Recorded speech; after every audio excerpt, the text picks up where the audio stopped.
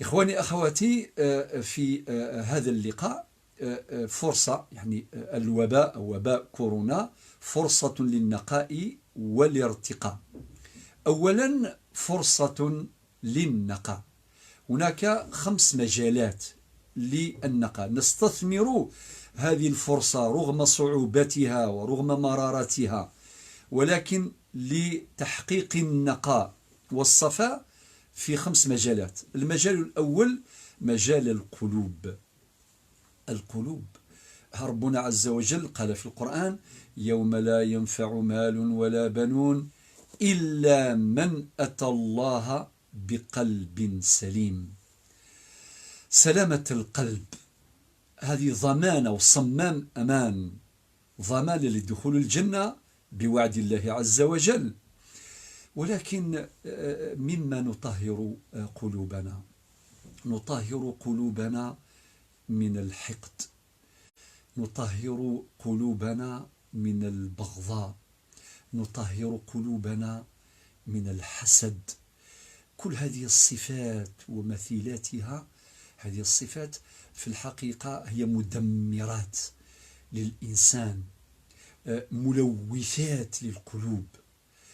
ولون يظنن أما ذي الكره، أما ذي الحسد، أما في مسألة مرة وارن تطاس تهود تمذان، تهود خلقيث. لذلك ربي سبحانه يغدي وعدينا وكذلك شمل الجنة وقاد يسعى نصفى بولاون تزدي بولاون. ويرحم ربي وقاد يسينان ذي زيكنا ناس إنايس الحكيم إنايس مزديث ولاون أذ شبحا وذماون إلا من أتى الله بقلب سليم. إذن فرصة هذا الوباء نستثمرها إيجابيا من خلال التخلية عن الرذائل، وكذلك وفي الوقت نفسه التحلية بالفضائل التي ترفع مقامنا عند الله وعند الناس. لذلك هذه فرصة ذهبية نستثمرها في تنقية قلوبنا أنزيز ديولا والنغ. إذن وباء كورونا هو فرصة لنقاء القلوب. المجال الثاني هو العقول، نقاء العقول. تعلمون سادتي الأفاضل، سيداتي الفاضلات، بأن العقل البشري قادر على إنتاج الأفكار الميتة، وقادر على إنتاج الأفكار المميتة القاتلة، وقادرة على إنتاج الأفكار الحية. هذا هو العقل البشري، هذه هي عقول البشر، هي آلة كبرى. بالمناسبة ربنا عز وجل ذكر العقل، وظائف العقل في القرآن أكثر من 1000 مرة، أكثر من 1000 مرة، كما في سورة البقرة مثلا، وفي سورة العمران، في سور عديدة. إن في خلق السماوات والأرض واختلاف الليل والنهار لآيات لأولي الألباب الذين يذكرون الله قياما وقعودا وعلى جنوبهم ويتفكرون في خلق السماوات والأرض إلى آخر الآيات. وربنا قال في سورة الزمر في الآية 53: سنريهم آياتنا في الآفاق وفي أنفسهم حتى يتبين لهم أنه الحق. وفي سورة الذاريات في الآية 7: والسماء ذات الحبك. الإنسان يفكر بعقله في هذا البناء الضخم ليتعرف على الخالق جل جلاله، والسماء ذات الحبك. وفي الآية رقم 20 من سورة الذاريات ربنا قال: وفي الأرض آية للموقنين. وفي الآية 21 قال: وفي أنفسكم أفلا تبصرون. وفي الآية رقم 22: وفي السماء رزقكم وما توعدون.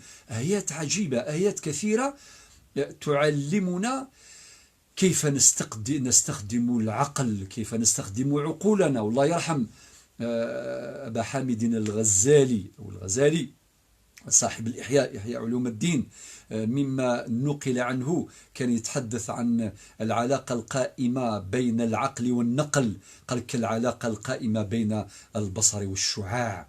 هذا التلازم القائم بين النقل وهو الوحي والعقل لا يمكن أن نفهم الوحي، لا يمكن أن نفهم القرآن، ولا أن نفهم السنة، ولا أن نتعرف على المعارف التي تمكننا من تحقيق السعادة في هذه الحياة، من تحقيق مقتضيات الاستخلاف فوق الأرض، من تحقيق البناء الحضاري، إلا باستخدام عقولنا. لا يمكن، لا بد من استخدامها. إذن فما لا يتم الواجب إلا به فهو واجب.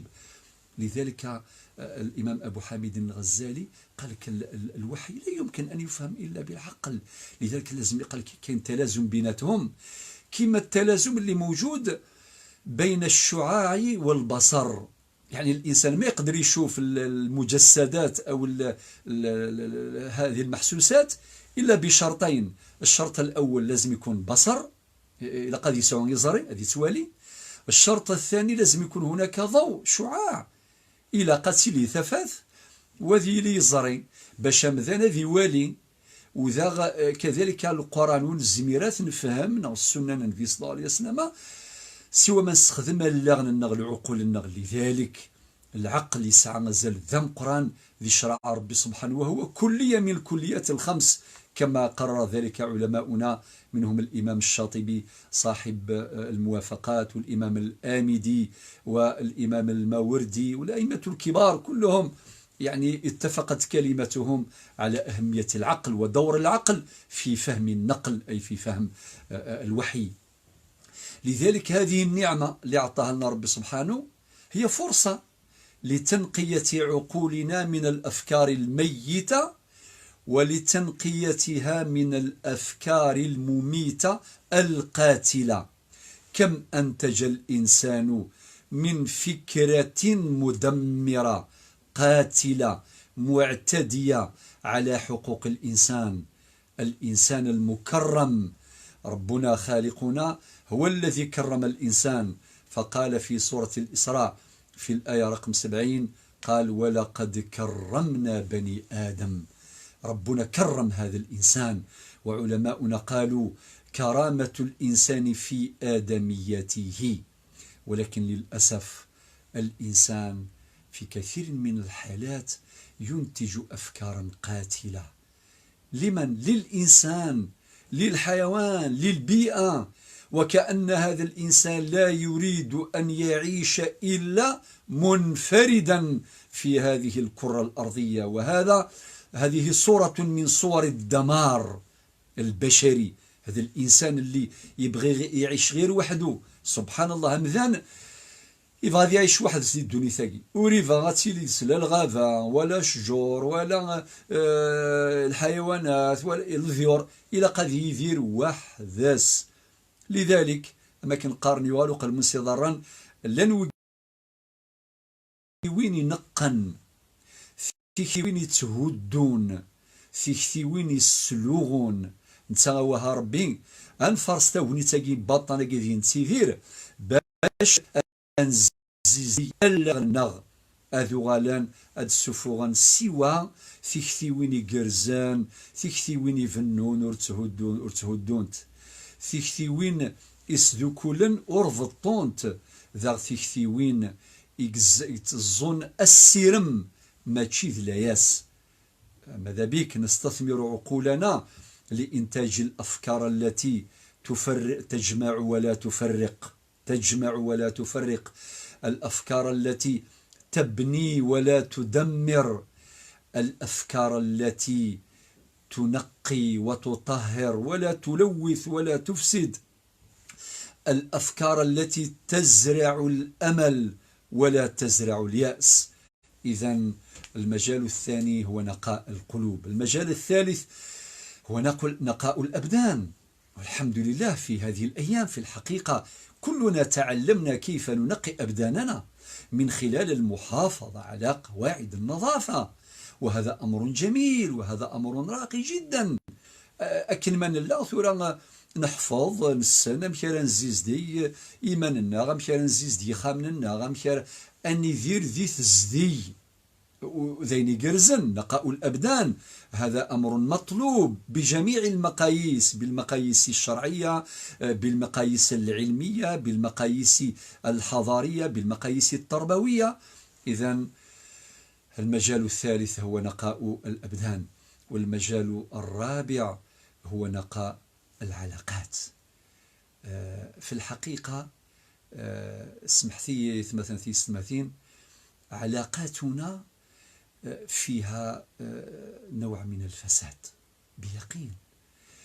تقطعت العلاقات، أحيانا نجد حالات الطلاق الكثيرة جدا، وحالات كاين وين الناس اللي عندهم أجدادهم ولا والديهم ودوهم لدار العجزة. أمر محزن للغاية جدا.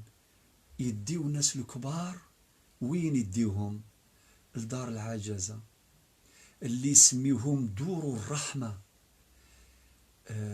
وفي الحقيقة ما وجدت دور الرحمة إلا لغياب الرحمة. لو كان الرحمة في القلوب ما نحتاجوش إلى دور الرحمة، حتى وإن وجدت تكون في حدود ضيقة للناس اللي ما عندهمش ربما أولاد، ما عندهمش أحفاد، ما عندهمش إخوة، الله غالب. ثم أن هذا سبحان الله المفروض في شريعة الله وفي ثقافتنا وفي أصالتنا، كل ما الإنسان يكبر كل ما يكون عنده القدر، كل ما يكون عنده المقام السامق العالي. هذا من شريعتنا وهذا من أصالتنا. أمر ذلفغي إمغارا سيميت سيمغورا سيمي سعون زال سعون القيمة، أما ذي ثواشولت، أما ذير الجيران، أما ذي قذروم، أما يثدرت، أما ذي العرش. خاطر تسيمغورا يتسيمغور القدر نسم، ولكن ما يغال قلمون صدرا اللاني يمغارا تسمغاريني ديوفاني ما ننسن دق خامن قمغارا أمي السماني خامن الرحمة. هو لو كانت الله الرحمة ذقولاون ورنحوا جارا غنسعوي خامناكي أخاطر كل يوناث يحرز وخاميس توا شولتيس في حرز وذروميس ثدرثيس العرشيس أندي تسيدير الجيرانيس. ثقي فرصة إذن المجال الرابع فرصة لنقاء العلاقات. لازم نصفيو علاقاتنا داخل الأسرة، مع جيراننا، مع أقاربنا، بل مع الناس جميعا. والأسرة البشرية مطالبة بتنقية علاقاتها، لأنه في الحقيقة البشر كلكم لآدم وآدم من تراب. أكن من لا تخلقيث نغال ربي سبحانه وتعالى خلقان إلى أسرة البشر، إلى الأسرة البشرية. لابد أن ننقي هذه العلاقات، لابد من تصفيتها وتنقيتها. المجال الرابع. والمجال الخامس نقاء البيئة، l'environnement. يا خوتي ما نخبيش عليكم أنه في كثير من الحالات نحن كبشر، نحن بشر أعلنا حربا ضد البيئة، أعلنا حربا ضد الطبيعة، وانهزمنا في النهاية. ولا بد أن نعترف بهذه الهزيمة. هذه الطبيعة لو حافظنا عليها جميعا، لأنه ممكن يكون مجموعة الناس يرتكبوا ألوانا من الفساد وألوانا من الدمار ضد الطبيعة والبيئة، ويعود الوبال على سائر الخلق. ربنا قال واتقوا فتنة لا تصيبن الذين ظلموا منكم خاصة. أتخذ من مدن أتخلص الوياض، أتخذ من كرا أتخلصنا كويا قرنا كرا غاوز يزاو في القرآن في نقارو. لابد أن نحرص على تحقيق هذا النقاء في مجال البيئة. هذه البيئة l'environnement، إذا حافظنا على البيئة تحافظ علينا. لازم نتصالحوا معها، لازم. لذلك يا خوتي كلكم تفرحون وكلنا نفرح كي نزوروا بعض البلدان، نزوروا بعض المناطق، نشوفوا الناس تحافظ على البيئة. ما شاء الله، الأشجار نحافظوا عليها، والغابات والورود ما شاء الله، ونحافظوا على النظافة في البيئة. نفرح ولو كان هذيك القرية ولا هذيك المدينة ولا هذيك البلدة ماشي نتاعنا بالمفهوم الضيق، ولكن نفرح ونستبشر لماذا لا نحول نحن هذه الكرة الأرضية إلى كرة أرضية نظيفة هي ترتاح، ونحن الذين نحيا عايشين فوق هذا الأرض كذلك تبادلنا نفس المشاعر، كما نحبوها تحبنا، كما نحافظوا على الطبيعة هي تحافظ علينا. أحببتك يا أرض من يوم علمت أنك أمي، من يومها أشكو إليك همومي. أحببتك فتعلمت منك الكثير، علمتني يا أرض فن الممات، ومن بعد الموت كيف الحياة. علمتني كيف أحب أحزاني وأبعد من قلبي العدوان. علمتني كيف أدفن أشجاني، علمتني شروط الإنسان. ليس بالأمر الهين أن يحقق الإنسان إنسانيته. إلى أن يكمل الشعر ويقول، وش يقول هذا الشاعر؟ يقول: يعلمني فارس الميدان رفع الورود، يعلمني انفجار البركان فك القيود. هكذا عرفتك، يعني يا أرض هكذا عرفتك، وفية ترعين كل العهود، وفي وجهك قرأت أسمى معاني الخلود. قصيدة طويلة، يجي نهار إن شاء الله نقرأها لكم بإذن الله، ونقرأ أبياتا أخرى إن شاء الله تعالى. الآن إذن نركز على هذا المجال الخامس اللي هو نقاء البيئة.